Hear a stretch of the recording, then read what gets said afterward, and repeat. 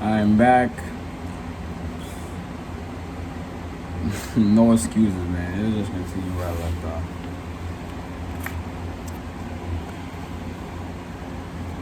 I don't want to hear my own excuse. Mhm.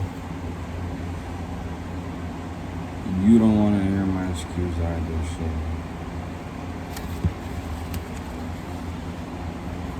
But it's just one day. One day. Not two in a row, just one day.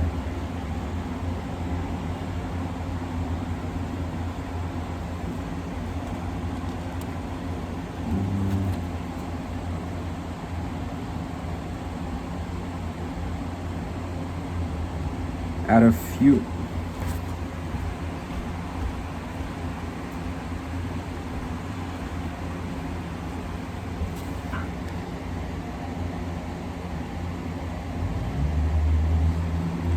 at a few minutes after 1 o'clock, that's just awesome. He put his craft.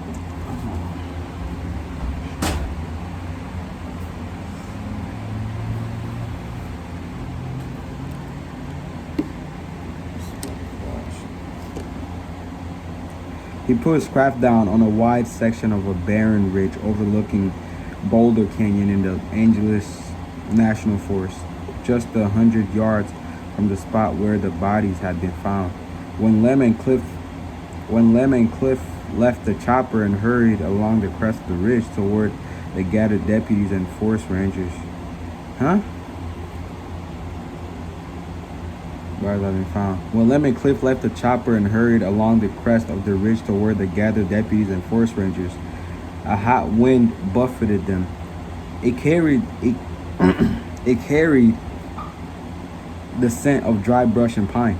Only tufts and of wild grass, parched and brittled by the July sun, had managed to put down roots on this high ground.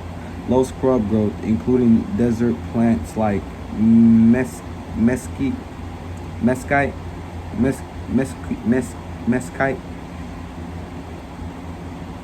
Desert plants like mesquite mark the upper reaches of the canyon walls that dropped away to the right and left of them, and down on the lower slopes and canyon floors were trees and greener undergrowth. They were less than 4 air miles north of the town of Sunland, 14 air miles north of Hollywood, and 20 miles north of the populous heart of the green city of Los Angeles. Yet, it seemed they were in a desolation measuring 1,000 miles across, this quietingly far from civilization. The sheriff's deputies had parked their four-wheel wagons on a crude dirt track 3/4 of a mile away. Coming in, Lem's chopper had flown over those vehicles, and they had hiked with ranger guides to the site where the bodies had been found. Now, gathered around the corpse were 4 deputies, 2 men from the county crime lab, and 3 rangers, and they looked as if they too felt isolated in a primeval place. When Lem and Cliff arrived, the sheriff's men had just finished tucking the remains in body bags. The zippers had yet been closed, so Lem saw that one victim was male, the other female, both young and dressed for hiking. Their wounds were grievous, their eyes were gone. The dead now numbered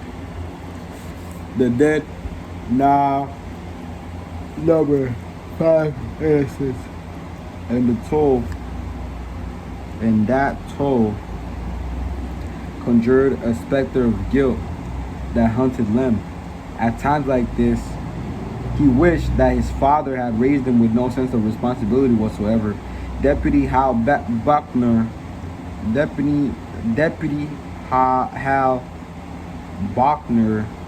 Bachner, tall and tan, but with a surprisingly reedy voice, apprised Lem of the identity and condition of the victims. Based on the ID he was carrying, the male's name was Sidney Trankin, 28, of Glendale. Body has more than a score of nasty bite marks, even more claw marks, slashes. Throat, as you saw, torn open. Eyes, yes, Lem said. Seeing no need to dwell on these grisly details, the man from the crime lab pulled the zipper shut on the body bags. It was a cold sound that hung for a moment like a chain of icicles in the hot July air. Deputy Bachner said, "At first, we thought Trankin was probably knifed by some psycho. Once in a while, you get a Once in a while, you get a homicidal nut who prowls these forests instead of the streets, preying on hikers. So we figured, knifed first, then all these other damage must have been done by animals, scavengers, after the guy was dead. But now we're not so sure. I don't see blood on the ground here," Clipstone said, with a note of puzzlement. There have been a lot of it. They weren't killed here," Deputy Bachner said, then went on with his summary at his own pace. Female 27, Ruth Casavaris, also of Glendale, also visits bite marks, slashes her throat, cutting him off again. Lem said, "When were they killed?" "Best guess before lab test is that they died late yesterday. We believe the bodies were carried up here because they'd be found quicker on the ridge top. A popular hiking trail runs along here, but it wasn't other hikers who found them. It was a routine fire patrol plane. Pilot looked down, saw them sprawled here on the bare ridge. This high ground above Boulder Canyon was more than 30 air miles northwest of Johnstone Peak, where the young campers had taken refuge from the outsider in their van and later fired at it with the .32 pistol on June 18, 28 days ago.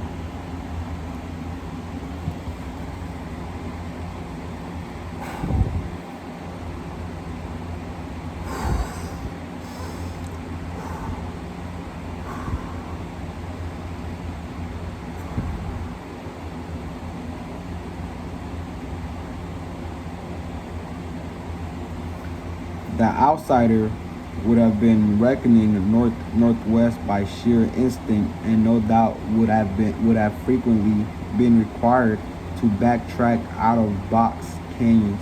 Therefore, in this mountainous terrain, it had very likely traveled between 60 and 90 miles on the ground to cover those 30 air miles. Still, that was only a pace of 3 miles a day at most, and Lem wondered what the creature had been doing during the time it was not traveling or sleeping or chasing down food. You want to see where these two were killed," Bachner said. "We found the place, and you'll want to see the den too." "Then, the lair," one of the forest rangers said. "The damn lair." The deputies, rangers, and crime lab men had been giving Lem and Cliff odd looks ever since they had arrived, but Lem had not been surprised by that. Local authorities always regarded him with suspicion and curiosity because they were not accustomed to having a powerhouse federal agency like the NSA show up and claim jurisdiction. It was a rarity, but now he realized that their curiosity was of a different kind and degree than what he usually encountered, and for the first time, he perceived their fear. They had found something. the lair of which they spoke, that gave them reason to believe this case was even stranger than the sudden appearance of the NSA would usually indicate. In suits, ties, and polished street shoes, neither Lem nor Cliff was properly dressed for a hike down into the canyon, but neither of them hesitated when the Rangers led the way. Two deputies, the lab man, and one of the three Rangers remained behind with the bodies, which left the party of 6 for the descent. They followed a shallow channel carved by runoff from rainstorms, then switched to what might have been a deer trail. After descending to the very bottom of the canyon, they turned southeast and proceeded for a half a mile. Soon Lem was sweaty and covered with the film of dust, and his socks and pant legs were full of prickling burrs. "Here's where they were killed," Deputy Bachner said, when he led them into a clearing surrounded by scrub pines, cottonwoods, and brush. The pale, sandy earth and sun-bleached grass were mottled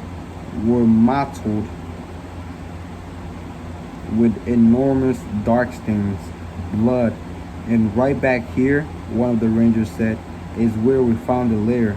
It was a shallow cave in the base of the canyon wall, perhaps 10 feet deep, 20 feet wide, no more than a dozen steps from the small clearing where the hikers had been murdered. The mouth of the cave was about 8 feet wide below, requiring Lem to stoop a bit as he entered. Once inside, he was able to stand erect, for the ceiling was high. The place had a mildly unpleasant, musty smell.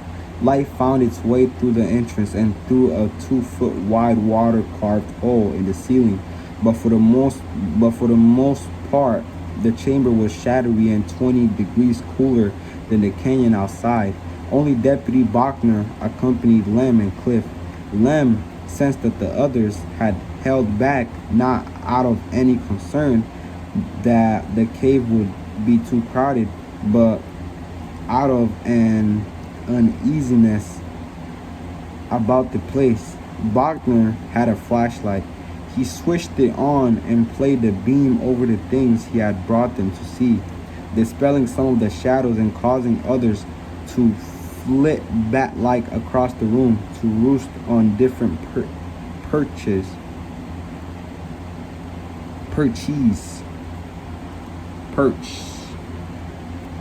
In one corner, dry grass had been piled to a depth of 6 or 8 inches to make a bed on the sandstone floor. Beside the bed was a galvanized bucket full of relatively fresh water carried from the nearest stream, evidently placed there so the sleeper could get a drink upon waking in the middle of the night. "It was here," Cliff said softly. "Yes," Lem agreed. Instinctively, he sensed the outsider had made this bed. Somehow, its alien presence was still in the chamber. He stared at the bucket, wondering where the creature had acquired it. Most likely, along the way from Banadine, it had decided it would eventually find a barrel and hide for a while, and it had realized it would need a few things to make its life in the wild more comfortable. Perhaps breaking into a stable or barn or empty house. It had stolen the bucket and various other things that Bachner now revealed with his flashlight. A plaid flannel blanket for when the weather turned cooler. A horse blanket, judging by the look of it. What caught Lem's attention was the neatness with which the blanket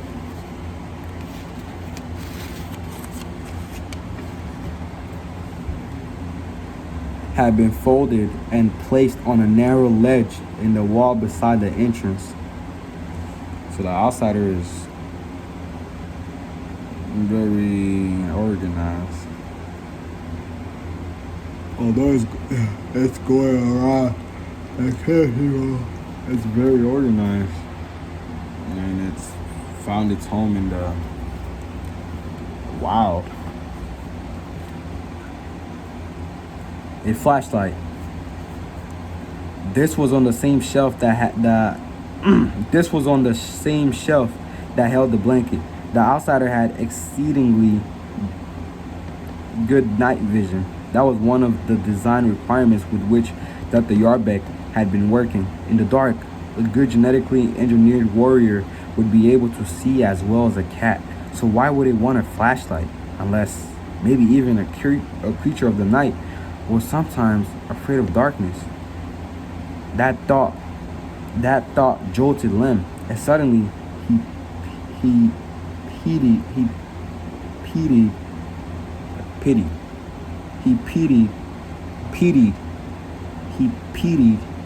Oh my gosh, I can't say the word. He pitied. Yes, I can. Suddenly, he pitied the beast as he had. Oh, what am I about? Huh?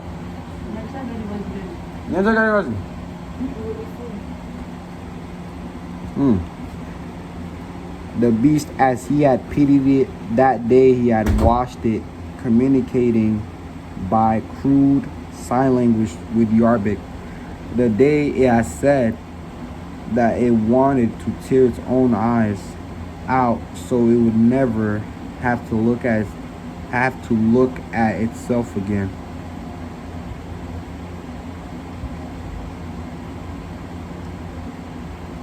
As he had pitied it. I can't say the word. Pitied it. Bachner moved the beam of his own flashlight and focused it on 20 candy wrappers. Apparently, the outsider had stolen a couple family packs of candy somewhere along the way. The strange thing was that the wrappers were not crumpled, but were smoothed out and laid flat on the floor along the back wall. 10 from Reese's peanut butter cups, and 10 from Clark bars. Perhaps the outsider liked the bright colors of the wrappers, or perhaps it kept them to remind itself of the pleasure that the candy had given it, because once those treats were gone, there was not much other pleasure to be had in the hard life to which it had been driven. Gosh. Oh, that just pissed me off.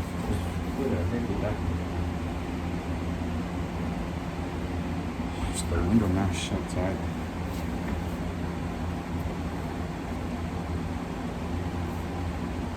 Ooh, that just pissed me off. Oh. It's so freaking hot too.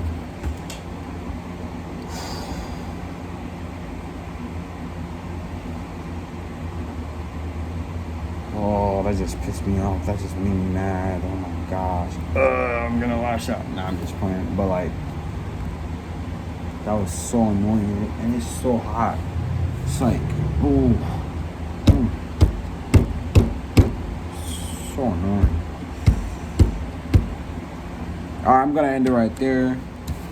So a quick recap of what I read is Lem and his guys has